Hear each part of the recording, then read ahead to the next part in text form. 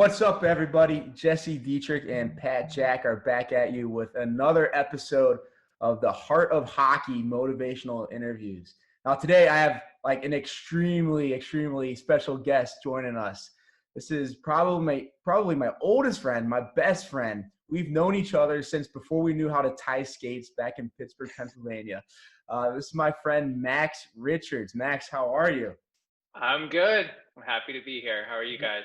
Thanks for hopping on, dude. So we have a lot of parallels here. Max and I grew up in Pittsburgh playing hockey together since the Mite days with North Pittsburgh. Actually, I have a camper from North Pittsburgh.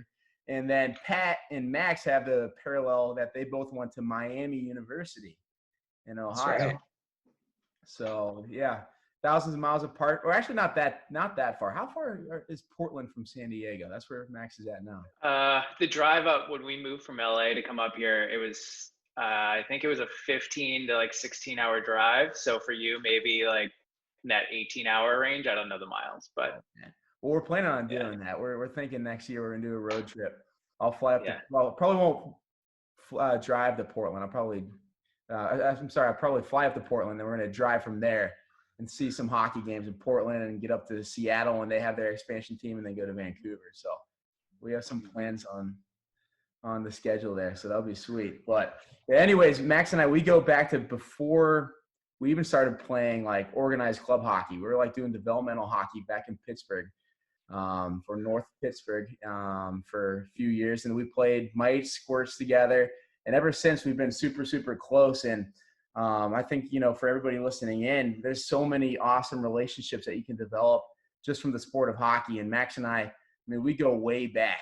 I mean, what are some of your best memories going way back to those Mite days, Max?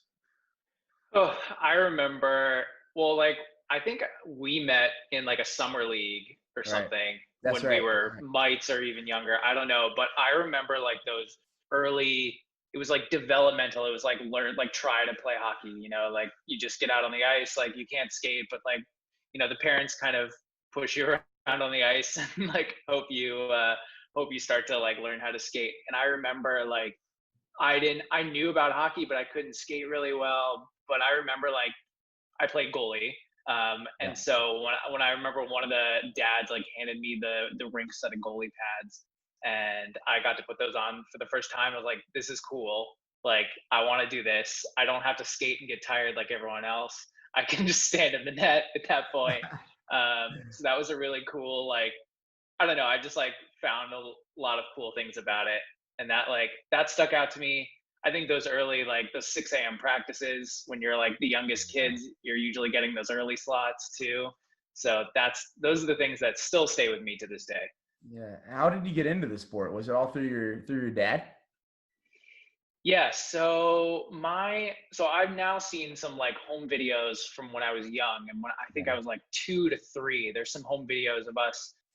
I was born in LA, and we were in the backyard, and I had an LA Kings shirt on, and I can't even really walk. And I think my dad handed me a hockey stick for the first time, and I don't know what to do with it. I can't even touch the puck or whatever that we have on the cement in the backyard.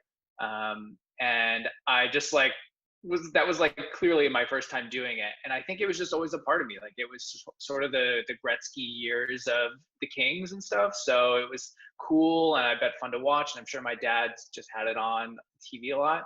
And then when we moved to Pittsburgh when I was 4, it was just it was first of all coming off the Lemieux and Yager Stanley Cup years. Right. And so they were cool as ever.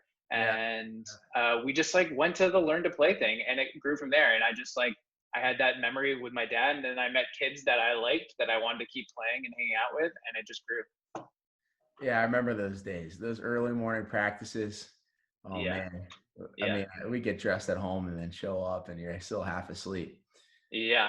I'm a creature of habit with stuff, and I like to be ready beforehand. So for the 6 a.m. practices, I insisted that we show up an hour before so I could have time to get ready. So my dad's a morning person, and he's worked the morning show for a radio station. So he's no problem getting up, but on a weekend, on Saturday or Sunday morning, the fact that he got up at 4 or something to get us to the rink by 5, just so I could be in the locker room alone for like 45 minutes, doing I don't know what. I was always the kid showing up 3 minutes before. Yeah. My dad was like, we're sleeping in as much as we would like. Yeah. I mean, it's all the same. It's all if you get on the ice at 6, it's all the same. But it was just like my thing. But yeah, you get out there and it's so foggy, you can't see more than like 10 feet ahead of you. Oh man. Stuff.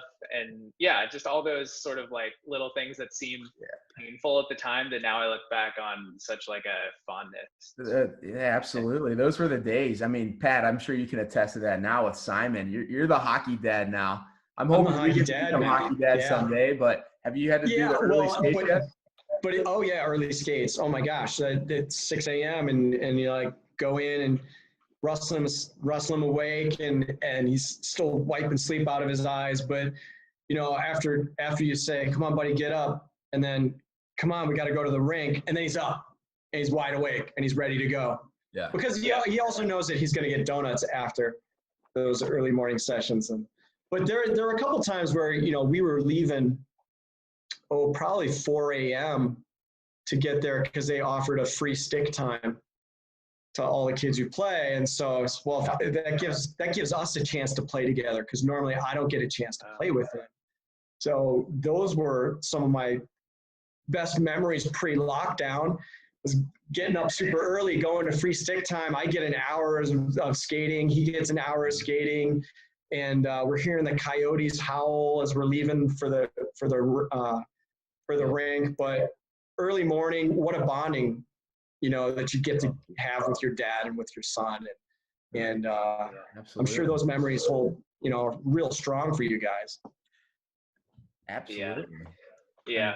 And I always, there's definitely specific memories of all the team showing up and it's 6 o'clock and the rink manager's not there yet. Oh, and you're just like sitting in the parking lot and just doing nothing. And the parents are pissed. And the kids, like, I don't like know the difference. We're just like playing tag in the parking lot or whatever. But yeah, there's definitely those moments of like, I can't believe we got up for this and like worker. I do remember that. I remember distinctly a couple times that happening. Oh my gosh. Yeah, that's a classic move. Totally. And then we practiced, and that's how our parents got to know each other. I mean, our parents became really good friends, and there were years, like every year, our two families, we'd do every New Year's together, I remember the, Y2K, there's a classic picture of Max just passed out, and I made a sign just holding over his head, like, Happy New Year, or something like that. You remember that? Yeah. I couldn't make it. There was no chance I was making it to midnight. I've never been able to stay up, but I can wake up in the morning. I can make it to practice by 6, but I can't stay up past midnight. I think, and it makes it hard as we get older. We're like, hey, there's a men's league. You can start playing it. It's 10 o'clock at night. Yeah. Not gonna happen. I don't know. That's gonna happen. I'm definitely more of a morning person. That's probably why, because we'd have those morning practices all the time.